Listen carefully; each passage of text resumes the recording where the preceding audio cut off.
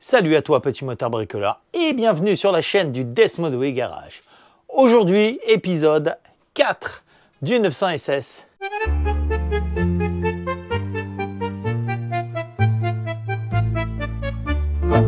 Alors petit motard bricoleur, la dernière fois, on a démonté tout le moteur du SS ensemble.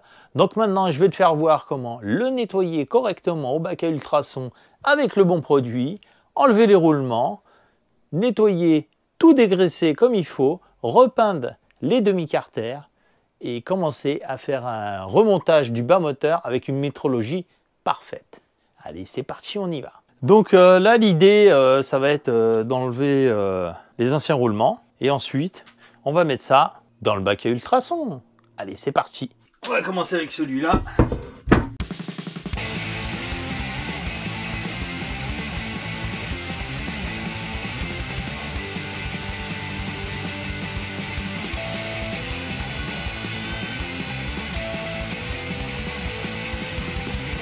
Maintenant que c'est vide, je vais mettre ça dans le bac à ultrasons et ça va vraiment décoller toute la merde. On va les ressortir nickel. Donc je vais les passer 2 fois au bac à ultrasons. Une première fois pour enlever la grosse merde et une deuxième fois dans un bain propre pour vraiment finir de tout nettoyer.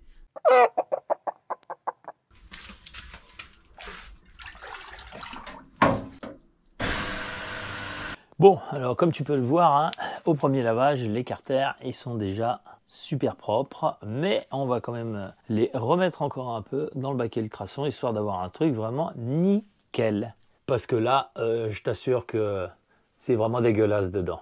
Allez, on vide tout ça, on remet du propre et on lance un lavage. Et voilà, là le bac, tout propre, 50 degrés, et on va y coller ça dedans. Hein. C'est parti, tu vas voir, ils seront encore plus beau. Voilà, on va mettre le premier. C'est parti mon kiki. A few moments later. Pouh, ça fait du bien quand ça s'arrête quand même. Hein. Comme tu peux le voir, ça ressort. Pouah, archi nickel. Bon, alors les carters sont super propres. Donc maintenant, l'idée, c'est de prendre les 2 carters qu'il y a ici, de les mettre dans le four qu'il y a là et on va mettre les roulements tout neufs dedans. Petit motard bricoleur, nous avons eu un cadeau de la société 1, 2, 3 roulements. Tu vois, un petit colis. On va l'ouvrir ensemble parce que là, ils ne se sont pas foutus de nous. Dans ce petit colis, on a de quoi refaire entièrement le moteur en joint spi et en roulement. Donc je déballe, j'étale tout et je te fais voir ça. Donc déjà, on a un roulement de vilebrequin, on a tous les roulements et les joints pour la boîte de vitesse. Ça, c'est pour la distribution, les tendeurs, on va les changer avec la presse. Ici, nous avons de quoi remettre les culasses à neuf, tu vois. Ici, c'est le renvoi du primaire. Et après, c'est tout ce qui va un peu partout dans le moteur. Donc moi j'ai juste à dire un grand merci à 1, 2, 3 roulements. Je vous mets un petit lien en description. C'est juste le lien de leur site. Allez-y, franchement, rapport qualité-prix. Tu demandes du SKF, tu as du SKF. Tu demandes du FAG, tu as du FAG, etc. On continue, on va mettre tout ça dans les carters moteurs.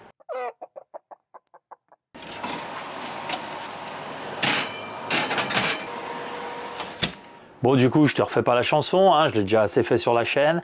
Je sors le carter du four, je le pose sur l'établi, je mets les roulements et on met ça de côté et on fait pareil avec l'autre carter. Allez, on y va.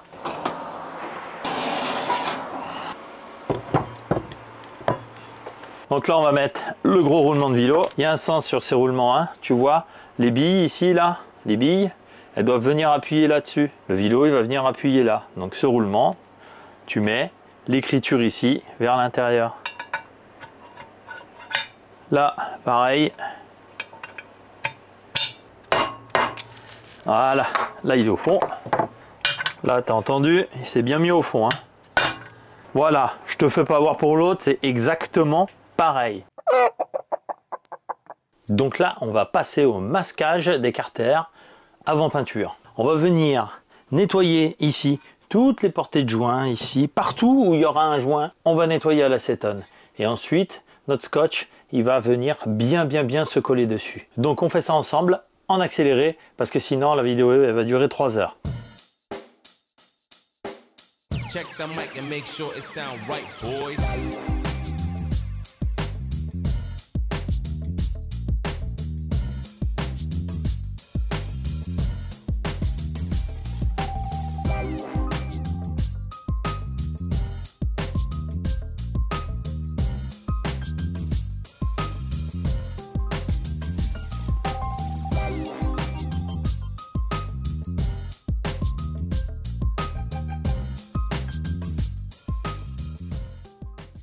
Donc comme tu as vu, l'autre zozo là, il est en train de finir de cacher ce carter. Bon, on va pas te filmer le deuxième parce que c'est exactement pareil. Donc maintenant, on passe à la peinture. Allez, c'est parti. Donc tu le sais pas, je l'ai fait en off, mais j'ai tout fini de cacher avec mon compère.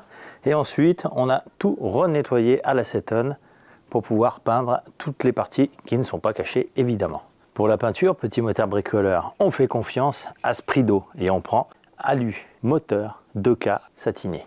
Je te mettrai le lien en description. Allez, c'est parti, on va peindre tout ça.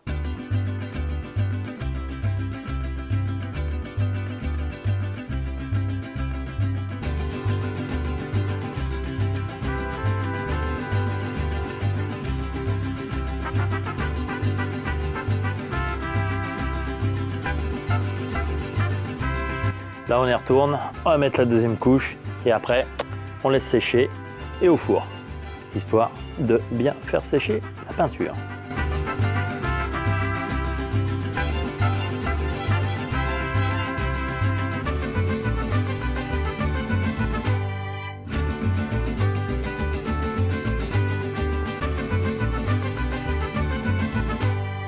Alors, petit motard bricoleur, comme tu as pu le voir, la peinture, c'est pas bien compliqué, hein.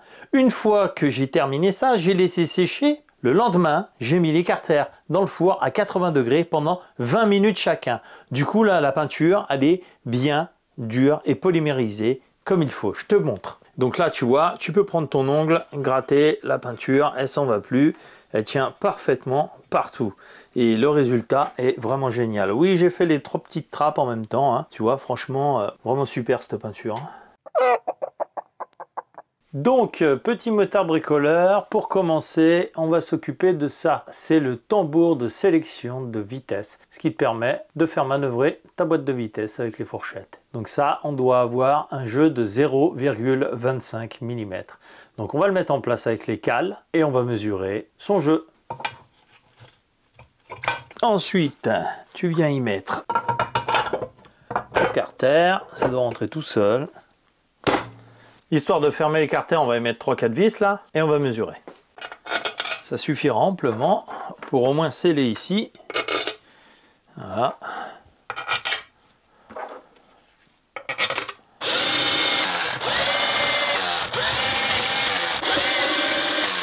Maintenant, je vais mettre mon comparateur. Je te fais voir le comparateur parce que lui, c'est vraiment le juge de paix qui va nous dire si on a les 0,25 ou pas. Et là, on a bien nos 0,25. Donc le tambour, là, il est calé. On va tout redémonter et on va faire pareil pour l'arbre secondaire, l'arbre primaire et le vilebrequin. Je te fais tout ça en accéléré, c'est pas plus compliqué. Ici, c'est des jeux, ici, c'est de la précontrainte. Je te ferai voir ici.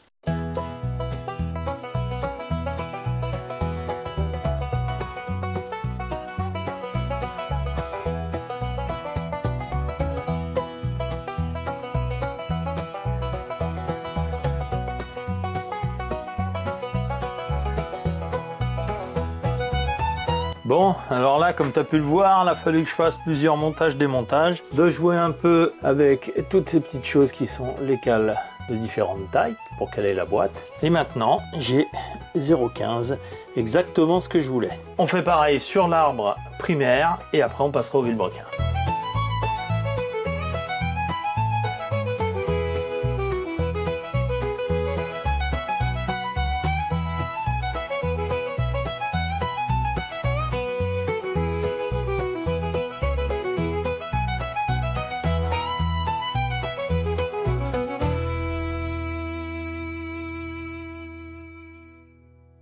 Donc comme tu as pu voir, la boîte je l'ai calée assez facilement. J'avais toutes les cales en ma disposition.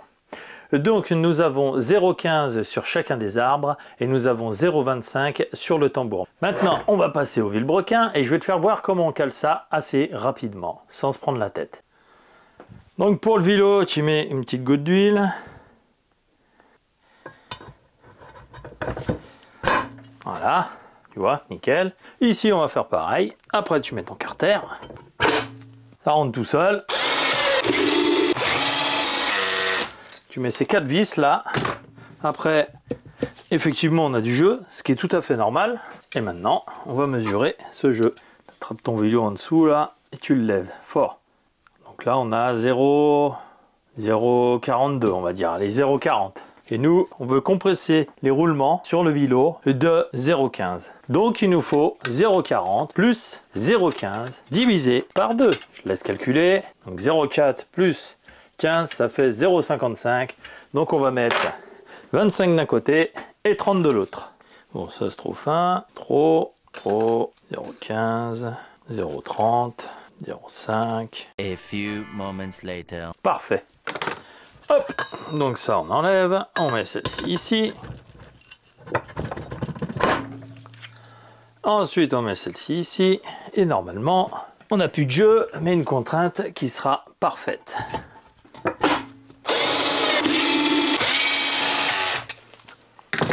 Alors à ce moment-là, ici, je vais serrer ça au couple, voir réellement ce que ça dit. Et là, là, on est parfait. Magnifique. Parfait. Donc prochaine étape, on va faire le plastigauge avec ses bielles sur le vilebrequin et les coussinets neufs. On va tout remonter et on montera le bas moteur. Définitivement, il sera refermé. Bon alors pour commencer, on va mettre les coussinets sur les bielles. On va monter les bielles avec du plastigauge pour pouvoir mesurer le jeu entre les bielles et le maneton du vilebrequin. Donc avant qu'on vienne me le dire, j'ai tout dégraissé, hein. Donc là, on prend une bielle. On a là la petite, tu vois ici, la petite marque là, qui va avec la petite marque ici sur le coussinet. Donc tu prends, tu mets au bord. Voilà, et là, tu viens embuter ici, là. Voilà. Impec. Maintenant, on fait pareil avec le chapeau. Ici, on a le petit décroché. Et là, on voit sur le coussinet, on a une petite proéminence. Donc là, pareil, hop. Et tu le pousses. Voilà. Et on fait pareil sur l'autre. Donc là, maintenant, on va prendre ça. On va prendre un fil de ça là. Tu viens en mettre un bout assez long, tu vois ici. Donc tu vois là le Ducati toujours à l'extérieur comme ça. Hop, tu mets ta première bielle. Moi je les mets en butée là, tu vois, pour pas que ça bouge. Là pareil, tac, les détrompeurs. Ensuite on va les avancer.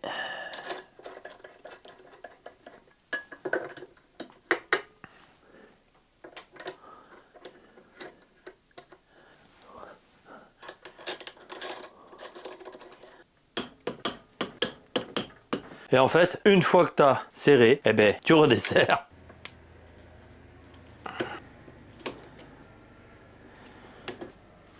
Voilà. Et là, on va enlever les vis. Et là, tu prends ton plus joli maillet, tu tiens bien ton chapeau ici et tout doucement, tu vois, pour le lever. Voilà. Tu vois, ça fait du jeu. Hop. Voilà. Juste pour les décoller.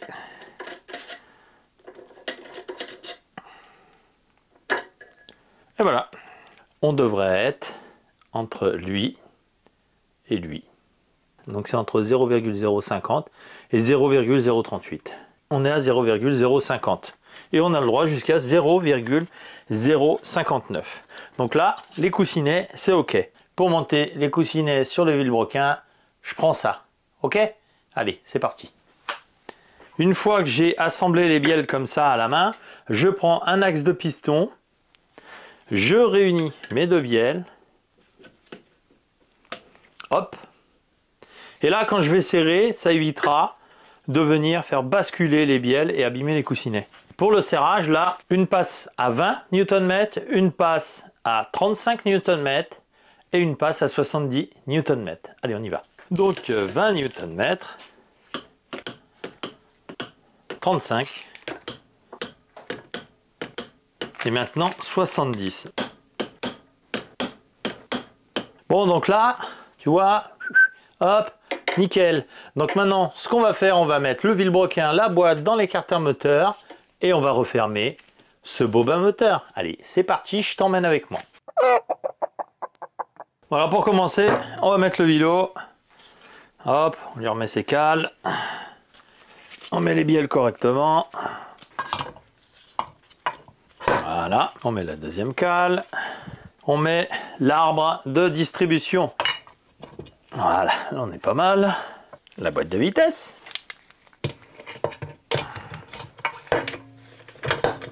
Voilà. Ensuite, on va mettre les fourchettes.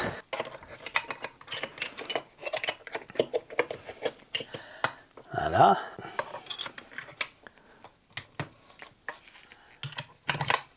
Voilà. Et pour finir, tu viens mettre ton tambour. Voilà. Et une fois que tu as mis ton tambour, ben, tu viens mettre tes fourchettes en place. Voilà. Pas besoin de bricoler ou de taper ou quoi que ce soit pour tout mettre en place. Donc maintenant, je vais mettre la pâte à joint. Et normalement, vu que tout est propre, tout doit se mettre à sa place parfaitement. Tu vois, c'est pas beau ça? Tu vois, tout y s'est mis nickel. Qu'est-ce que c'est agréable de remonter du propre. Allez. Donc, les grosses vis, c'est 20 puis 26. Donc là, 26.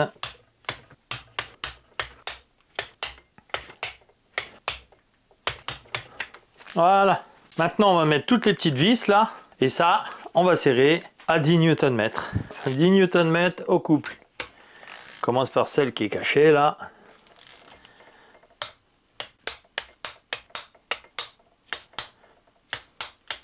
Voilà. C'est terminé. Les carters sont réassemblés avec tout ce qu'il faut dedans. Le vilo, la boîte, le tambour. Tout est OK.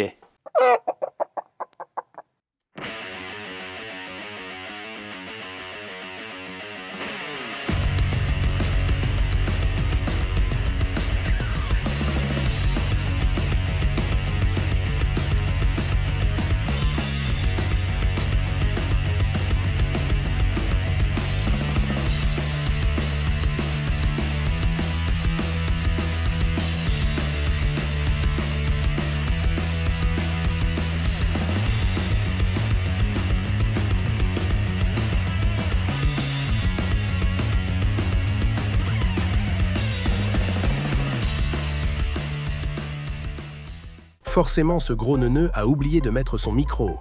Du coup, là, il t'explique plein de choses que lui seul comprend. Donc moi, la voix off du Desmo du garage, je vais t'expliquer. Donc là, tu mets un poil de pâte à joint, juste pour faire tenir et bien coller les joints toriques. Ensuite, tu mets ta pompe à huile en place et tu serres tout ça au couple. Voilà, c'est pas compliqué, et les couples, tu les trouves dans le manuel d'atelier ou bien dans ces autres vidéos de montage de moteur. Bruit du déclenchement de la clé dynamométrique. Clic, clic. Clic, clic, clic, clic. Là, il te présente un carter d'embrayage en magnésium du plus bel effet, blablabla. Bla bla. Et pour finir, car j'en ai marre de raconter des trucs que je comprends même pas, il met de la pâte à ouinge sur le carter et met en place le carter d'embrayage. Allez, pour le serrage, on met de la musique et on accélère le rythme. À plus, bisous.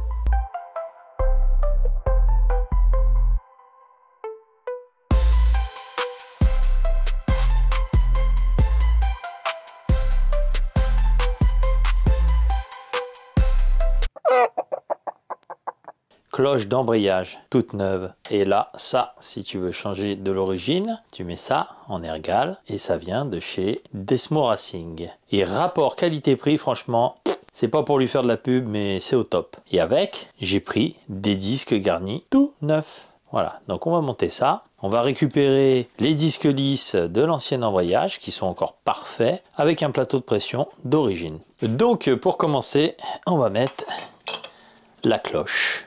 Voilà. Là, pour que ça se dévisse pas, on va mettre ça. Ça, c'est parfait. Tu vois, juste un petit trait comme ça, hein, pas plus. Hein. Et là, en avant Guingamp.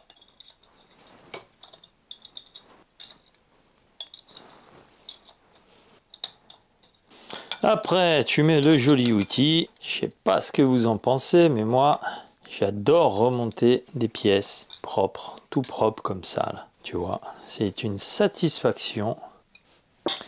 Voilà. Et là, on nous dit 35 Nm.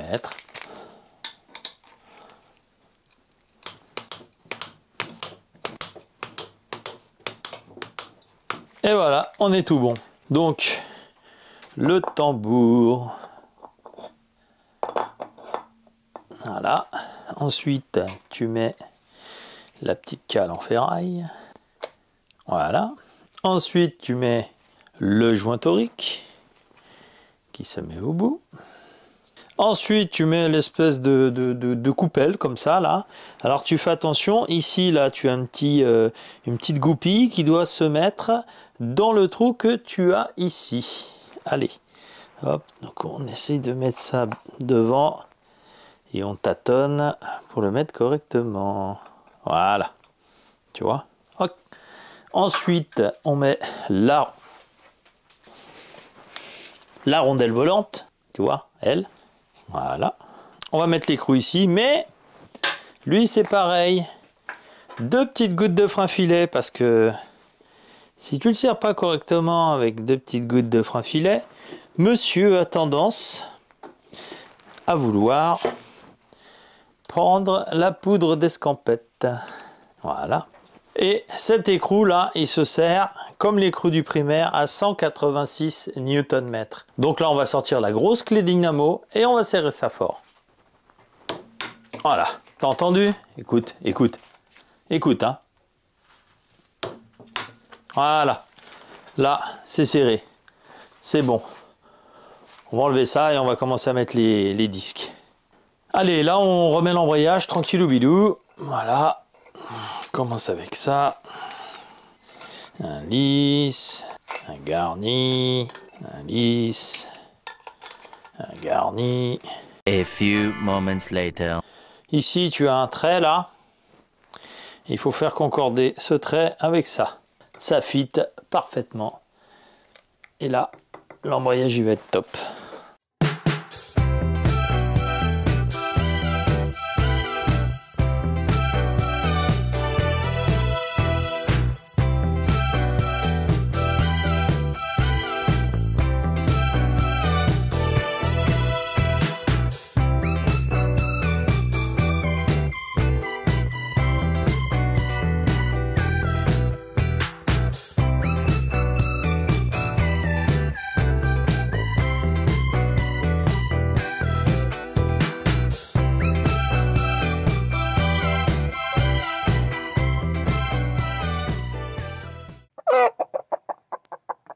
Alors, petit motard bricoleur, on va monter des poulies de chez K-Bike, des poulies en ergal comme ça, tu vois.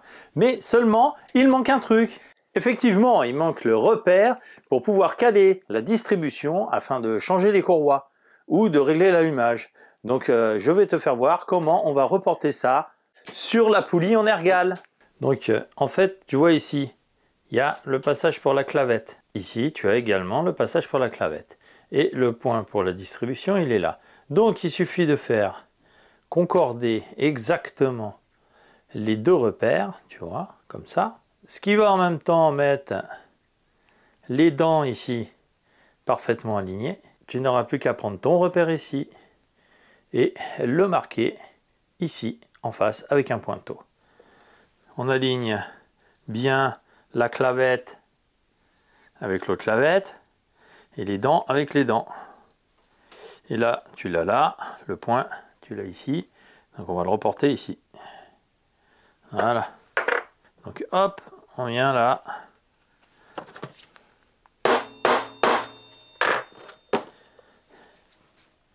Voilà, tu as un point pour la distri et il est bien au milieu comme il faut. pas plus. Maintenant, on va monter ça sur la moto. Donc, on va remettre les petites lavettes déjà. Voilà. Et la deuxième. Et donc, en premier, on va mettre la poulie où il n'y a pas la marque. Normalement, ça rentre assez facilement. Voilà. Ensuite, on va mettre l'entretoise. Et pour finir, on va mettre celle-ci où on vient justement de faire notre point pour la distribution. Voilà. Après, on met une petite rondelle neuve, un écrou tout neuf, et on va serrer ça au bon couple.